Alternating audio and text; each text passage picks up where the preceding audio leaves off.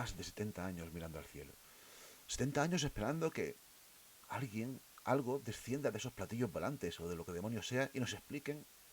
qué son, qué es, de qué estamos hablando, ¿no? Pero ¿y si el error empezó precisamente ahí? ¿Y si el fenómeno ovni, sea lo que esto sea, nunca tuvo la intención real de presentarse como una visita extraterrestre? ¿Y si fuimos nosotros quienes lo vestimos de astronauta? ¿Y si, yendo mucho más lejos, existe una suerte de interactuación entre nosotros y el fenómeno que hace que se forme una suerte de teatro cósmico, ¿no? Como dijo alguna vez algún ufólogo, y que lo que percibimos realmente como un encuentro con esos ovnis sea otra cosa? ¿Y si es el fenómeno, en otras palabras, el que se manifiesta de forma distinta ante nosotros según la época de la historia o según de donde sea el testigo, según quien sea el testigo también, ¿no? Está claro que hay algo de incómodo en todo esto, porque es verdad que cuando el ovni está lejos, cuando se ve en el cielo, cuando son luces simplemente, no parece demasiado complicado, parecen eso, luces, naves, lo que sea. Pero cuando se acercan, cuando los encuentros son cercanos, cuando contactamos o contactan los que lo han hecho con los tripulantes de esas supuestas naves, todo se vuelve mucho más complicado, ¿no? Los tripulantes no tienen el comportamiento que uno podría esperar de un científico, todo parece bastante absurdo, hay elementos inquietantes, la lógica se rompe, lo forteano entra en acción. Y cuanto más cerca está uno del fenómeno, curiosamente, pese a que suene contraintuitivo, menos encaja todo y mucho menos encaja la hipótesis extraterrestre, la piedra fundacional de este misterio, el misterio de la ufología. Pero una cosa es eso, que esta explicación no valga, y otra cosa es que no tengamos propuestas que intenten explicar qué es esto. En los últimos tiempos hay un ufólogo que ha roto por completo el panorama, eso sí, sobrepasos de gigantes, porque detrás de él hay otros muchos que han ido construyendo esta hipótesis alternativa, pero este ufólogo, al que especialmente tengo cariño porque es español, porque además es andaluz, porque es colega y porque es además autor de la editorial que dirijo, ha roto con todo por ofrecer una propuesta teórica que puede gustar más, puede gustar menos, pero al final es un intento de explicar una realidad que es absolutamente esquiva y complicada. ¿Que no lo explica al 100%? Veremos. ¿Que no es lo suficiente? Pues veremos, pero por lo menos lo ha hecho, ¿no? Me refiero a don José Antonio Caravaca. Como decía, amigo, investigador, ufólogo, escritor, colaborador habitual desde hace un tiempo en Cuarto Milenio, autor de libros tan importantes como Distorsión, En la mente de los ovnis, El agente externo, Los ovnis de Julio Verne, un libro buenísimo que tiene sobre las piedras de Ica, 50 evidencias sobre el fenómeno ovni con Sidonia. Es decir, todo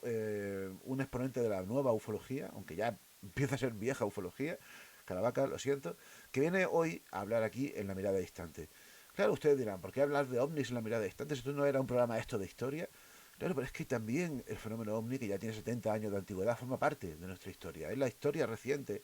de lo que somos, ¿no? Es la historia reciente de nuestra humanidad. Y es la última ramificación, como veremos, de un fenómeno que viene de antiguo. Así que perfectamente la ufología, el fenómeno ovni, encaja con esta perspectiva que yo quiero darle a la historia, a la mirada distante. Porque sí, la historia, como los ovnis, se contempla desde la distancia, se cuestionan, se comprenden o no, se observan, sea como sea, bienvenidos a la mirada distante.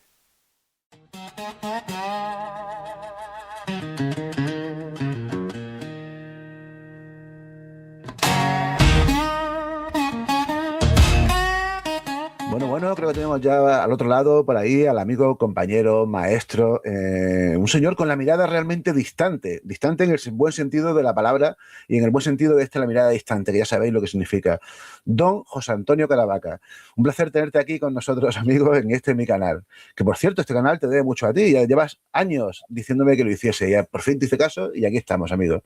Bueno, y has tenido también la deferencia de invitarme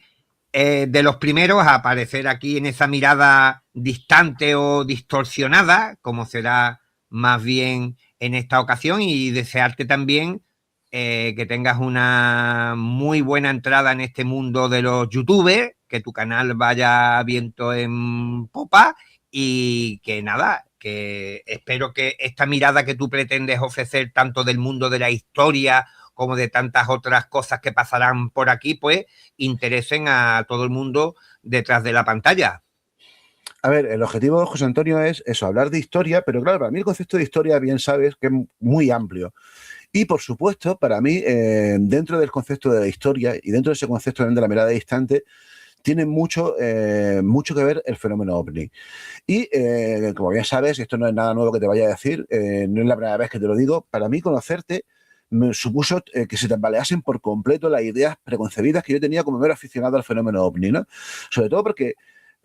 que ya había yo escuchado alguna vez y he leído algo alguna vez de eso que se llama paraufología, o de esas distintas explicaciones al fenómeno que no tengan que ver con la hipótesis terrestre, fue conocerte a ti, y además ya hace una década, o igual hace hasta más, que aquello me cambió por completo. Y desde entonces, pues, eso ha ido cada vez cambiando más y me parece que tu aporte es, y siempre lo he dicho, no solamente un aporte teórico, sino que es un aporte filosófico y que va mucho más allá de lo ovni. De hecho, así se va a llamar esta primera tanda de programas que quiero hacer contigo, que es desmontando la lectura literal del fenómeno ovni, más allá de los extraterrestres.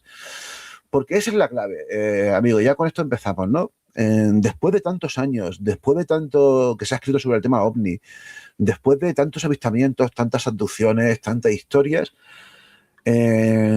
seguimos sin saber realmente qué es esto. Y lo que seguro que sí parece quedar claro es que la hipótesis terrestre, que ya se puede tratar como una hipótesis, no puede sostenerse de ninguna manera. No hay evidencia ninguna que la vale y es más, la evidencia parece contradecirla por completo, ¿verdad? Sí, bueno, aquí tenemos primero una evidencia en forma de fenómeno extraño que se presenta a los diferentes testigos que han descrito cómo han presenciado o la observación de un objeto que se desplaza en el cielo de una forma no convencional o ha tenido la oportunidad o la desgracia, según el evento, de toparse a más corta distancia con estos objetos e incluso sus ocupantes, y la lectura que se ha realizado, como también la podemos trasladar a lo que hacen los historiadores, es normalmente es la literalidad. Si la mayoría de los testigos hablaban y describían que aquello parecía una nave y la gente que la tripulaba o que bajaban de su interior o que se movían en su contorno cuando ya estaba posado en tierra, pues tenían apariencia de astronautas de otros mundos, porque su apariencia no era como la de nosotros, sino que eran eso lo que la imaginería podía interpretar como visitantes de otros planetas, pues asumían que esa literalidad, como ocurre en la historia, que asumen los hechos sin profundizar en las capas que puede haber detrás de cualquier tipo de eventos, pues la hipótesis extraterrestre era asumida no solo como una hipótesis para explicar este tipo de manifestaciones anómalas, sino como la respuesta lógica, como siguiendo el símil del pato. Si parece un pato, anda como un pato, tiene el tamaño de un pato, hace el ruido de un pato, pues estamos frente a un pato. Pero yo te puedo garantizar que en ufología, si algo ha quedado demostrado a lo largo de las décadas, es que no nos debemos de fiar de las apariencias. Y si parece un pato, y aunque tenga todas las características de un pato, muy probablemente no se trate de un pato. Y el gran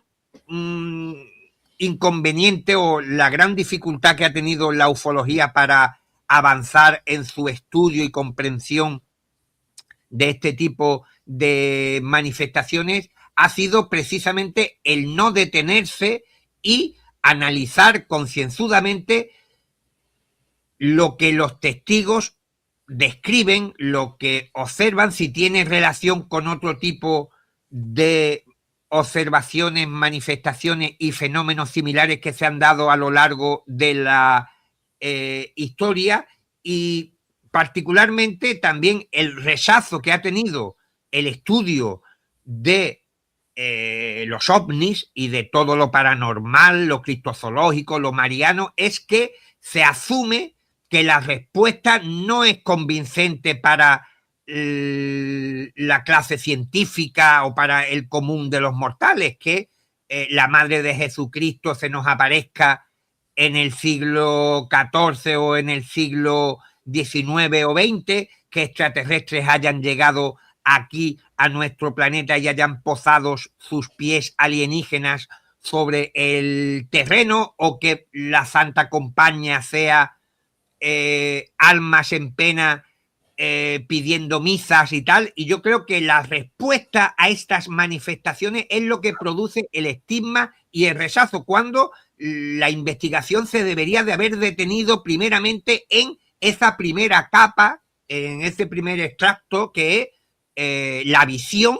que sí parece tener, como digo, una consistencia y parece tener un viso de realidad, de que la mayoría de la gente que informa de este tipo de acontecimientos está contando la verdad. Es algo que se viene arrastrando desde los albores de la historia, la presencia de una suerte de apariciones y de manifestaciones súper extrañas que tienen también unas ramificaciones dentro del psiquismo humano. Y, insisto, las respuestas son lo que hace que mucha gente pues no compre que esto pueda ser verídico, cuando yo creo que ya sí existe una certeza a nivel incluso antropológico, social, de que hay gente que informa de algo que no es convencional, algo que no es usual y que tiene una gran trascendencia en sus vidas. José Antonio, hay una cosa que tú dices, lo dices en alguno de tus libros, lo dices en este libro que ya estoy mostrando por aquí, Distorsión, el primero de tus tochos, que por cierto, los tengo aquí todos. Lo estoy utilizando también para ponerme un poco en forma, como bien sabes, porque... Sí, y alguno más que hay por ahí que no forman parte, o sí, de esta saga, ¿no? Pero fíjate, hay una cosa que dices, creo recordar que lo dijiste en Distorsión, yo hacía mucho tiempo que lo leí,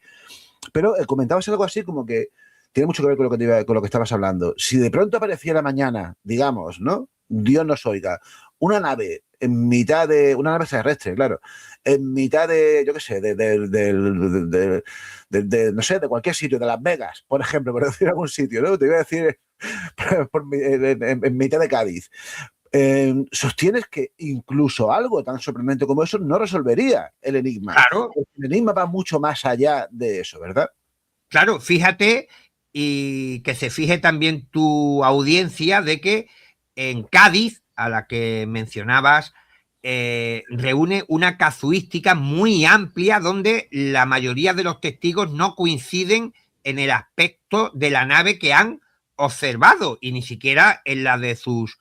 ocupantes. Por tanto, solamente en una porción muy pequeña del terreno, si lo extrapolamos a lo mundial, donde hay prácticamente una casuística registrada en cada parte del planeta, pues vemos que hay multitud de incidentes que parecen de su padre y de su madre, porque no tienen esa repetición en otro lugar del mundo, y encima son diferente. Y esto incide en la idea de que estamos frente a un fenómeno, a unas manifestaciones que, si el día de mañana se demostrase que hay una nave alienígena con una tripulación que ha logrado llegar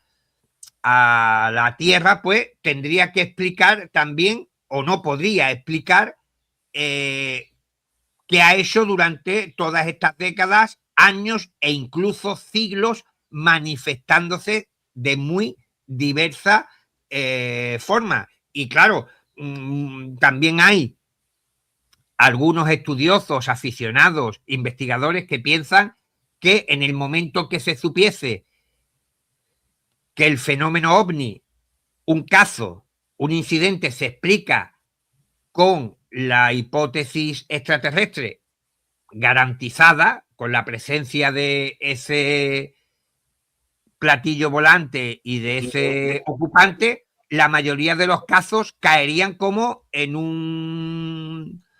laberinto de estos de fichas de dominó, que una va tirando a las demás, cuando evidentemente el extraterrestre, si se le preguntase si él fue el que se apareció en un pueblo de Cuenca, en España, en la década de los 70, pues no tendría ni la más remota idea de lo que le están contando. Por eso yo creo que aquí estamos hablando de dos cosas bastante diferentes, de la presencia o de la exhibición de un cuerpo, de una nave que tenga una procedencia extraterrestre, y otra es responder a este enigma que tenemos y que arrastramos desde hace siglos, y con diferentes escenografías, no solamente la ufológica. Otro defecto que tienen los ufólogos, y que lo plasmo también en mis libros, es considerar que sus apariciones y sus manifestaciones son las más importantes, las que de alguna manera han manipulado a todos los demás testigos a lo largo de la historia, a través de, por ejemplo,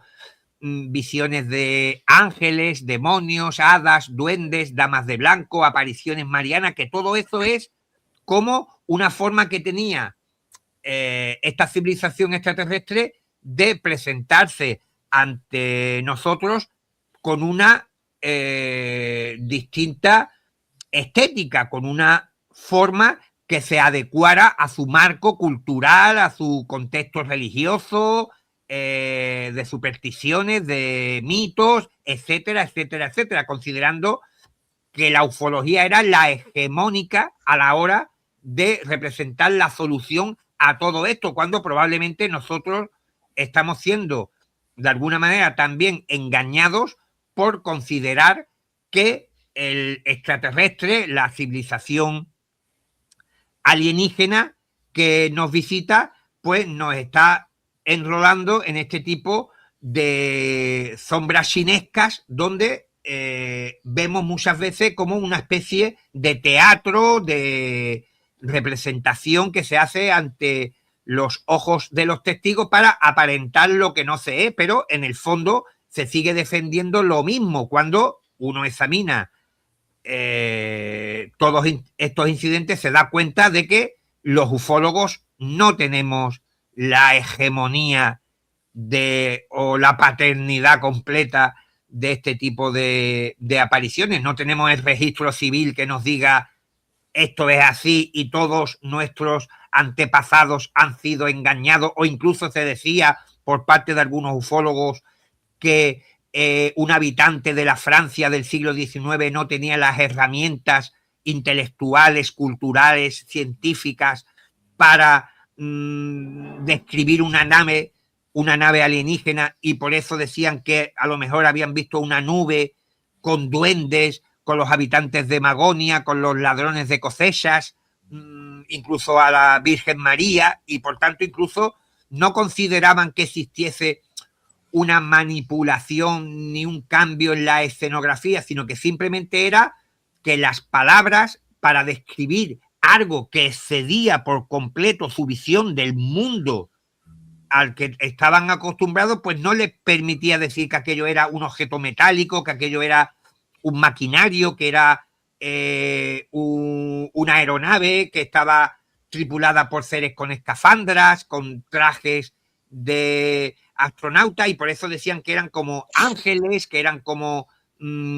seres luminosos, y por tanto incluso, digo, hay una intensidad más baja a la hora de describir esta supuesta manipulación, dejándola solo en un filtro cultural. Y sin embargo hay otros investigadores que son conscientes de que esto es mucho más complejo que algo que se está describiendo sin un conocimiento completo por la capacidad intelectual del testigo, y que realmente el fenómeno parece interactuar con la conciencia, con el inconsciente de los testigos, y transformar el contenido de lo que se observa. A ver, porque creo que la clave, y esto es importante que lo entiendan también la gente que nos esté viendo, es que no se trata, y te voy a explicar muy bien, pero lo voy a sintetizar en otras palabras, ¿no? No se trata de que en distintas épocas se ha interpretado de una forma distinta el fenómeno, sino que el fenómeno se ha adaptado a las épocas, y no solamente al testigo, sino al contexto sociocultural en el que vive el testigo. También es importante dejar claro, José Antonio, que no se trata de encuentros lejanos, no se trata de avistamientos de luces en el cielo. Toda tu investigación y todo el campo antropológico, filosófico, folclórico, cultural que tú analizas en tu magna obra, gira en torno a eso, a los encuentros cercanos, en el momento en el que se produce una interacción, porque claro, al final ver una luz en el cielo puede tener otras múltiples explicaciones, no tiene una relación directa con esto, ¿no? Y es que son los encuentros cercanos los que tienen, los que ponen en jaque precisamente la teoría clásica de la ufología, que es el tema extraterrestre. Y hay un factor que a mí me gusta mucho como tú lo explicas en tus libros, lo explicas muy bien en tus charlas también, que es una metáfora que tú planteas, que es la metáfora del jardinero, ¿no? Los ufólogos han actuado como jardineros que podaban la casuística, podaban las narraciones de los testigos, eliminando todo aquello que no encajaba con su propuesta previa, su teoría previa, que era la hipótesis terrestre. Pero lo curioso es que tú precisamente a lo que le das valor es a toda esa broza, Claro. siguiendo con el símil, a toda esa broza que se ha quitado, porque ahí es donde está lo curioso y ahí es donde parece estar la clave de Enigma, ¿verdad? Sí, porque en el momento que yo pasé de la lectura a la investigación de campo para ver si todo lo que se reflejaba en aquellas obras y artículos que yo leía en mi febril juventud, que dejó volar la imaginación en más de una ocasión, me percaté de que el relato de la mayoría de los testigos que yo encuestaba personalmente no solamente contenían esa parte que aparecía en esos textos, sino que añadían una pátina de extrañeza que a mí me dejaba un poco descolocado, puesto que tenían además otro tipo de visiones a lo largo de su vida, habían sido protagonistas a lo mejor de la aparición de un fantasma o de otro tipo de experiencia anómala. Algunos decían que arrastraban también unas consecuencias o unas secuelas espirituales, por llamarla de alguna manera, que le habían llevado a evolucionar o a cambiar radicalmente su pensamiento sobre la vida y el universo. Además, añadían también elementos muy absurdos a su relato, y todo aquello pues me hizo comprobar, insisto, sobre el terreno, al igual que ya empecé también a leer a otros compañeros y estudiosos que señalaban todos estos puntos, indicando de que habíamos perdido una gran oportunidad de conocer realmente toda la fenomenología que acompañaba este tipo de encuentros, los cercanos, que son los interesantes, porque, como tú decías, yo hago distinción entre ovni y platillo volante. El ovni, el objeto volante no identificado que se ve a cierta distancia, una luz, un objeto difuso, puede ser cualquier cosa o nada, porque realmente es muy difícil llegar a saber qué es lo que ha provocado esa observación, pero el platillo volante engloba, y no por la forma, sino por el término, una serie de experiencias más profundas, más cercanas con el fenómeno ovni, donde realmente ya es más complicado encontrar una explicación convencional, porque que alguien te diga que ha estado a 15 metros de un objeto en forma de disco, de esfera luminosa, y de que han descendido unos seres de 2 metros de altura, evidentemente es más complicado encontrar un estímulo usual que pudiera llevar a esto, cuando en el ovni, en lo lejano, una mancha, como se ve muchas veces en el firmamento, una luz, puede ser, como digo, cualquier cosa o nada, pero aquí sí entramos dentro de una categoría, de una dimensión mucho más profunda de la fenomenología ufológica y paranormal, forteana, sobrenatural, mariana, criptozoológica, que se ha registrado a lo largo de los tiempos, que demuestran que hay algo que está no solamente mostrándose al ser humano, sino que está teniendo una amplia comunicación, una amplia interacción a través de todas estas escenografías que a lo largo de la época han ido cambiando, pero no solamente porque, y esto también lo dejo negro sobre blanco en mi libro, porque el fenómeno mute por manipular o por adecuarse a una época, sino que yo considero que estas manifestaciones, sean lo que sean, su forma de presentarse o de interactuar con el testigo conlleva que la interpretación sea a modo individual. Y esto, pues, como no puede ser de otra manera, debería de estar en línea o en consonancia con la época en la cual se está produciendo esa interacción. Yo he investigado en plena efervescencia del fenómeno ovni, por ejemplo, en la década de los 60 y 70, gente que ha tenido encuentros con duendes y no con extraterrestres. ¿Por qué? Porque en ese momento de cuando el fenómeno se presenta, en esa comunicación, en ese volcado de información, en ese filtrado, el testigo tenía latente que aquello pudiera ser algo relacionado con el mundo de los elementales o de los fantasmas o de los cíclopes. Todo es según el filtro humano como lo mire. ¿Quiere decir esto que estamos ante algo creado exclusivamente por la mente de los testigos? No.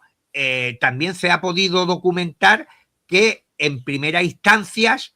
y esto lo he conversado en infinidad de ocasiones con el doctor Néstor Berlanda, pues tiene una serie de patrones uniformes que la mayoría de los testigos describen en los inicios de los contactos, encuentros, observaciones, que son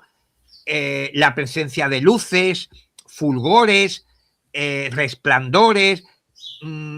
siluetas vagas, sombras, sonidos, y después, ya sea por el tiempo de exposición, por la distancia, por la propia predisposición de ciertas mentes a tener una interacción más fluida con el fenómeno, es cuando se produce ese cambio en la estética, que es lo que da nombre, lo que da las etiquetas a los diferentes campos de lo que se ha denominado, haciendo un modo global, como los forteanos, que uno se encuentre con un extraterrestre, con el Mothman, con el hombre polilla, con el Bigfoot, con el pie grande, con la dama de la curva o con cualquier otra variante de este mundo de lo sobrenatural. Pero como digo, siempre hay como una primera aparición que no tiene nada que ver con el ser humano, que es totalmente ajena, que tiene su propia idiosincrasia, tiene su inteligencia, porque también el fenómeno tiene esa parte que demuestra que tiene su intelectualidad, pero, como digo, en un momento dado se produce ese punto disruptivo donde lo que se observa comienza a tener ese arrope cultural asociado a la época, pero siempre manteniendo, porque fijaros, y este sería un detalle también curioso que demostraría que de alguna manera hay un filtrado humano dentro de estas apariciones extrañas, y es que siempre, en cualquier ámbito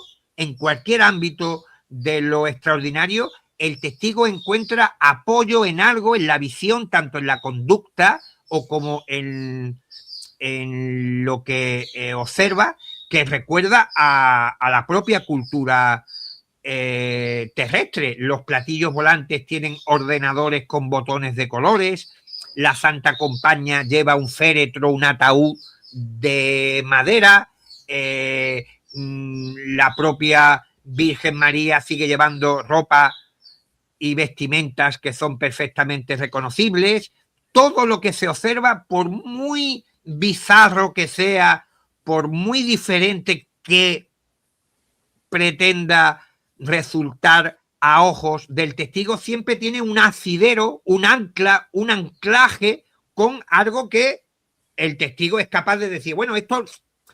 será inusual, será anómalo, será terrorífico, será lo que sea, pero hay algo que sí soy capaz de interpretarlo. Incluso me resulta muy curioso, muy delatador y muy sospechoso de que existe esta interacción, este hilo secreto entre el observador y lo observado, en que, por ejemplo, la mayoría de las entidades humanoides, criaturas y seres que nos salen al paso, la gestualidad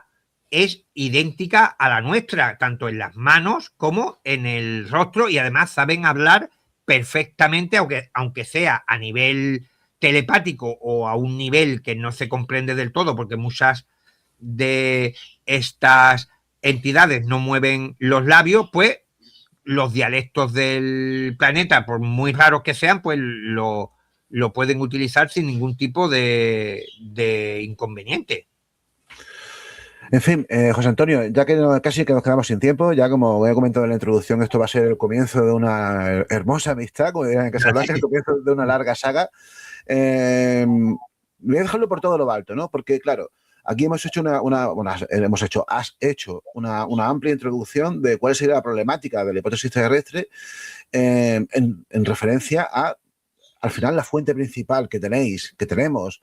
para acercarnos a este fenómeno, que son los testigos. Tú lanzas una propuesta teórica explicativa, que es la famosísima ya teoría de la distorsión, de la que ya hablaremos en la siguiente entrega. Y además también lo enlazaremos con, fíjate, lo has comentado tú ya en varias ocasiones aquí, esto de la Santa Compañía, porque me parece muy importante, y lo ahondaremos en el siguiente programa, dejar claro que estamos hablando de eso, ¿no? De distintas manifestaciones de lo mismo que se adapta al testigo y se adapta también al contexto cultural del testigo. Incluso, y esto es muy sugerente, y yo creo que es un perfecto broche para cerrar ya esto, incluso aunque el testigo no sea consciente de eso, ¿no? O sea, y ahí entran otras cosas como el inconsciente colectivo de Jung, entran otras muchas ideas interesantes. Pero mira, voy a cerrar con una pregunta que me parece inquietante. A ver qué te parece, a ver si soy capaz de formularla bien, que es, ¿de algún modo el fenómeno necesita que lo interpretemos mal para seguir operando? Es decir, si le voy a dar la vuelta a la pregunta. ¿Y si ahora que tú pareces ser que has dado con la clave de cómo funciona este fenómeno, el fenómeno por lo que sea deja de manifestarse? No sé si me explico. Bueno, el problema también podría radicar en que si son dos sistemas operativos, porque el hecho de que se pueda comunicar telepáticamente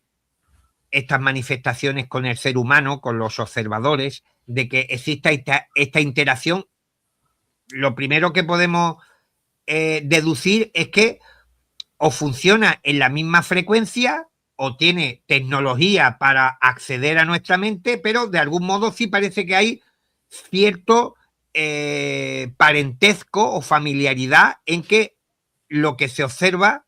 esté utilizando una vía de contacto como si fuéramos dos sistemas, uno desconocido y el que tenemos cada uno instalado en nuestro cerebro, y como si se tratase de algún tipo de actualización,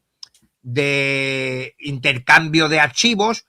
No todas las mentes ni todas las personas estarían preparadas para asimilar la raíz o el propósito que deben de tener este tipo de cuestiones para no solamente tener el impacto visual o la anécdota que contar entre amigos y familiares, y que sea algo simplemente de poder completar, porque sabes que muchas veces empiezas a descargar cualquier tipo de aplicación y cuando está al 60 o al 70% de pronto se paraliza o te descarga la mitad y te dejan de funcionar no toda la aplicación en su globalidad. Y yo creo que la terminología informática, sobre la que podríamos profundizar en alguna ocasión, pues sirve para, de alguna manera, dar explicación a por qué la mayoría, por no decir el 90% de los encuentros con los extraordinarios, pues parece que no tiene mayor interés, mayor objetivo, mayor propósito que el provocar provocar el sobresalto, el susto, la admiración, la fascinación por parte del testigo. Y claro, y los escépticos se preguntan, bueno, este fenómeno que es exhibicionista, aparece y desaparece simplemente para decir, ¡pum!, estamos aquí. Pues yo creo que también, y tú lo decías en uno de tus relatos de ciencia ficción, que el shock que provoca el que tú te encuentres de pronto con algo que rompe por completo tus esquemas sobre la realidad, podría ser el punto de partida para esa conexión. Y yo creo que esto lo deja ahí, y que piensen todos aquellos que nos estén viendo al otro lado de la pantalla, de que puede ser quizá, como digo, el inicio, el punto de partida para conseguir un estado mental adecuado para que el fenómeno pueda entrar dentro de ti. Bueno, pues ya seguiremos con esto, ya seguiremos hablando de la teoría de distorsión, seguiremos hablando del famoso también agente externo y de otras muchas más cosas, porque que os digo, esto da para hablar horas contigo. José Antonio, ha sido todo un placer tenerte aquí en La Mirada Distante y nada, en breve seguiremos contigo hablando de esta teoría de la distorsión que tan famosa se ha hecho y que yo creo que es para mí un modelo explicativo no solamente del fenómeno OVNI, sino de otros muchos fenómenos que claramente guardan relación con esto. Amigo, ha sido todo un placer. Encantado como siempre. Un abrazo.